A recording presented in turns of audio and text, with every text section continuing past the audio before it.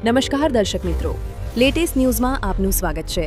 આજે આપણે ગુજરાત અને દેશના એવા 10 મોટા સમાચાર વિશે વાત કરીશું જે તમારા જીવન પર સીધી અસર કરશે। ભારત માટે સારા સમાચાર। આશા ભોસલેનો રેકોર્ડ કોઈ તોડી શક્યું નથી। સૌરાષ્ટ્ર અને કચ્છમાં યલો એલર્ટ સાથે હીટવેવની આગાહી। ઈરાનમાં 44 દિવસથી ઇન્ટરનેટ શટડાઉન। હવે આ પગલું ભરશે ડોનાલ્ડ ટ્રમ્પ। ટ્રમ્પ ગુસ્સે ભરાયા, આપી ભારે ધમકી। અંબાલાલની ભયંકર આગાહી। અમરનાથ યાત્રાની તારીખ જાહેર। પાકિસ્તાનનો મોટો નિર્ણય। ટ્રમ્પની ચીનને ચેતવણી, તો ભોગવવું પડશે।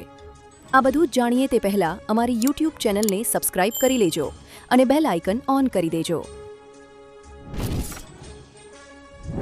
ભારત માટે સારા સમાચાર। ઈરાન યુએસ વચ્ચે શાંતિ મંત્રણા નિષ્ફળ ગઈ છે। અહેવાલો સૂચવે છે કે ઈરાને ફરી એકવાર હોર્મુઝ સ્ટ્રેટ બંધ કરી દીધું છે। 2 સુપર ટેન્કરોને સ્ટ્રેટમાંથી પાછા મોકલી દેવામાં આવ્યા છે। આ વચ્ચે હજારો મેટ્રિક ટન એલપીજી વહન કરતું બીજું એક ભારતીય જહાજ સફળતાપૂર્વક હોર્મુઝ સ્ટ્રેટ પાર કરીને સેફ ઝોનમાં પહોંચી ગયું છે। ભારત એવા દેશોમાંનો એક છે જેમના જહાજો ચાલુ સંઘર્ષ વચ્ચે પણ હોર્મુઝ સ્ટ્રેટમાંથી પસાર થઈ રહ્યા છે। આશા ભોસલેનો રેકોર્ડ કોઈ તોડી શક્યું નથી। આશા ભોસલે હવે આપણી વચ્ચે રહ્યા નથી। તે ગ્રેમી એવોર્ડ માટે નામાંકિત થનારી પહેલી ભારતીય મહિલા ગાયિકા હતી। 2005માં તેણીને ગ્રેમી એવોર્ડ માટે નામાંકિત કરવામાં આવી હતી। તેઓ ગિનિસ બુક ઓફ વર્લ્ડ રેકોર્ડ્સમાં પણ નોંધાયેલ છે। 2011માં તેમના નામે સૌથી વધુ સ્ટુડિયો રેકોર્ડિંગ માટે ગિનિસ બુક ઓફ વર્લ્ડ રેકોર્ડ્સમાં નોંધ લેવાઈ ભાષાઓમાં હતી। તેણીએ 20થી વધુ ભારતીય, 11,000થી વધુ ગીતો ગાયા છે। સૌરાષ્ટ્ર અને કચ્છમાં યલો એલર્ટ સાથે હીટવેવની આગાહી। હવામાન વિભાગે આગામી 48 કલાકમાં ગુજરાતમાં કાળઝાળ ગરમી વધવાની આગાહી કરી છે। સૌરાષ્ટ્ર અને કચ્છમાં સૌથી વધુ તાપમાન નોંધાશે। હીટવેવની સ્થિતિને જોતા યલો એલર્ટ જાહેર કરવામાં આવ્યો છે। રાજકોટમાં આજે 41.8 ડિગ્રી તાપમાન નોંધાયું છે અને તે 42 ડિગ્રી સુધી પહોંચવાની શક્યતા છે। અમદાવાદમાં 40.2 ડિગ્રી તાપમાન નોંધાયું છે। અન્ય શહેરોમાં પણ તાપમાનમાં 2 થી 3 ડિગ્રીનો વધારો થવાની સંભાવના છે।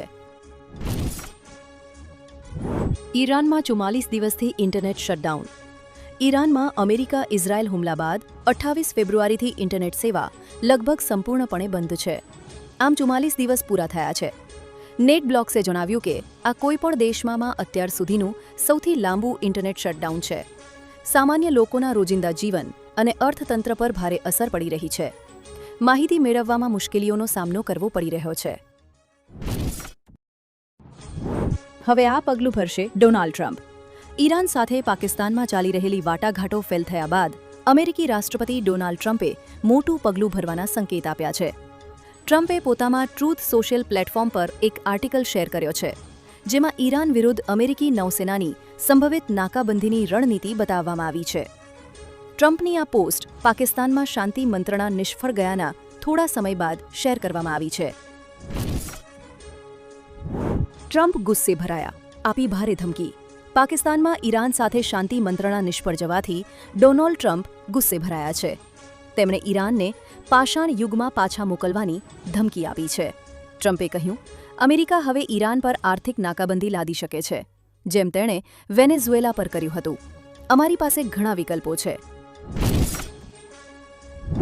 અંબાલાલની ભયંકર આગાહી। હવામાન નિષ્ણાત અંબાલાલ પટેલ દ્વારા ગરમીને લઈને આગાહી કરી છે। આગાહી મુજબ રાજ્યમાં 12 એપ્રિલથી 20 એપ્રિલ દરમિયાન તાપમાનનો પારો 40 ડિગ્રીને પાર પહોંચી જશે। ખાસ કરીને ઉત્તર ગુજરાતમાં તાપમાન 42 ડિગ્રીને પાર થવાની શક્યતા છે। પાટણ, મહેસાણા, બનાસકાંઠામાં કાળઝાળ ગરમી પડવાની આગાહી કરવામાં આવી છે। ગરમી દરમિયાન બપોરના સમયે ઘરની અંદર રહેવાની સલાહ આપવામાં આવી છે। અમરનાથ યાત્રાની તારીખ જાહેર। અમરનાથ યાત્રા પર આવનારા ભક્તો માટે ખુશ ખબર છે। અમરનાથ યાત્રા 2026ની શરૂઆત 3 જુલાઈથી થશે। આ યાત્રા 57 દિવસો સુધી ચાલશે, જે 28 ઓગસ્ટના રોજ સમાપ્ત થશે। યાત્રાની ઘોષણા ઉપરાજ્યપાલ મનોજ સિંહાએ અમરનાથ શ્રાઇન બોર્ડની બેઠક બાદ કરી હતી।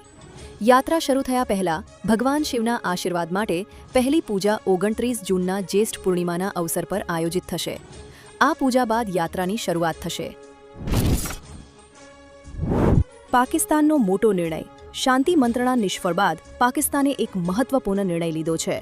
પાકિસ્તાને સાઉદી અરેબિયાને લશ્કરી સહાય મોકલી છે, જેમાં ફાઇટર જેટનો પણ સમાવેશ છે. આ ફાઇટર જેટ પર્સિયન ગલ્ફ નજીક કિંગ અબ્દુલ અઝીઝ એરબેઝ પર તૈનાત કરવામાં આવ્યા છે.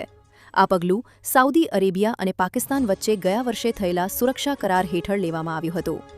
ગયા વર્ષે ઈરાનના સતત હુમલાઓથી સાઉદી અરેબિયા પર દબાણ બાદ આ કરાર થયો હતો.